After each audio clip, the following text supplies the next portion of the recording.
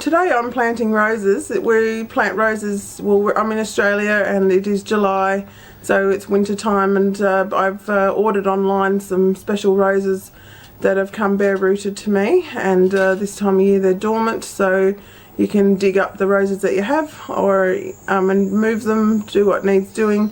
And I have some roses I'm going to put in the ground, and I'll prepare and dig an area, perhaps clip back some things.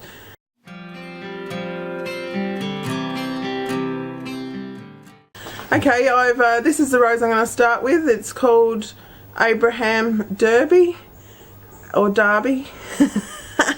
Anyway, so it'll grow to at least 1 metre, spread out. It'll look lovely, and you can see that this is the bare roots that you start with.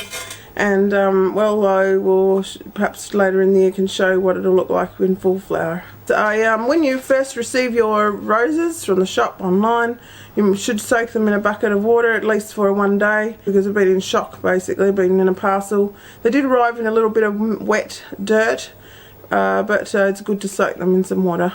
I'm starting to clip back now. This is a bush, it's a lovely little daisy bush, but it really takes over, and as the year progresses it'll no doubt grow big again, but I will just keep an eye on it. But I want my rose near there and it'll be alright. Anyway, so I'll just have a little tidy up here, and then I can put my plant in the ground. I did a couple of days ago put some manure in the ground here, just sort of topped it up, and well, it'll be part of it. And I'll add some blood and bone during the process too. I don't have to go very deep because the roots are not very long. I'm going to put the rose in the ground. I've dug my hole, prepared the area, and well, when you put your plant in the ground there are different theories on how deep you should go. Anyway, and I'm going to plant up to halfway on my stem. Some people say that you shouldn't deeper or not so deep, but it all works out in the end. Plants are tough, so I've choose which way that you want your rose to face. That's what I've done, and now I'll just start filling it again. And I've got some blood and bone, and before I fill the rest up, you only need a little bit, put some of that over and just fill it up. And I hope I haven't got it too deep, but I find that all my roses survive all my hard treatment or too deep. It'll be all just fine in the end. There we go, 1 rose started, more to go.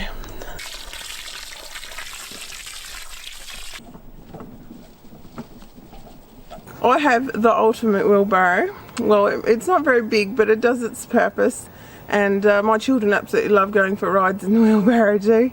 But it's nice and light and easy, and you don't, it's not a push in front of you. And I've even got a little swag bag to go on there to sort of carry your little minor tools. But anyway, I like my wheelbarrow. I said one day in my garden I need a better wheelbarrow, and this is what I've got. I've got other roses to plant, and every year I say I'm not going to buy any more plants, no more garden beds, but my garden gets bigger all the time. Some names of these are like, how do I pronounce it, but I think I'm right. So Holly Toledo anyway, and that one's a miniature rose, and you can see it's a lovely colour. And so I've got 2 of those to go in the ground. And then I've got as a centrepiece, this will be Sir John Betjeman. And that one will be like a grow a metre, it's a David Austin. And I've got 2 ground covers to go in, and that one's called Amber Sun.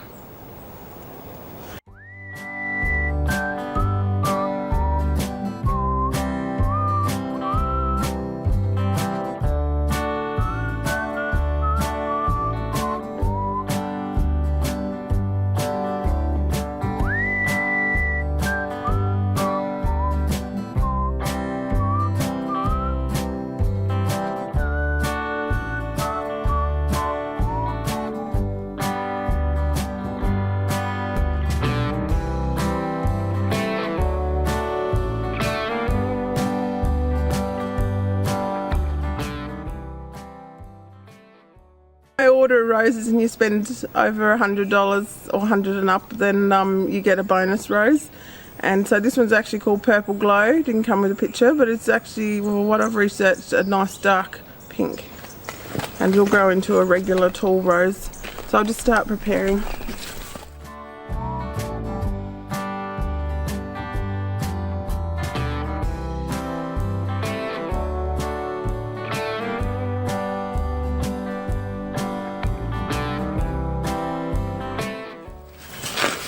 So I'll jug a little bit and I'll just see if the rose fits into it without treading on everything.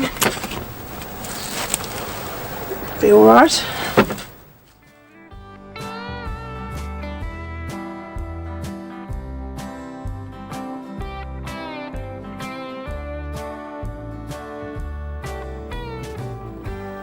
And I'll put a little bit of blood and bone around it before I cover it up. I find our dog likes to lick it all up, so I try to put it a bit in the ground.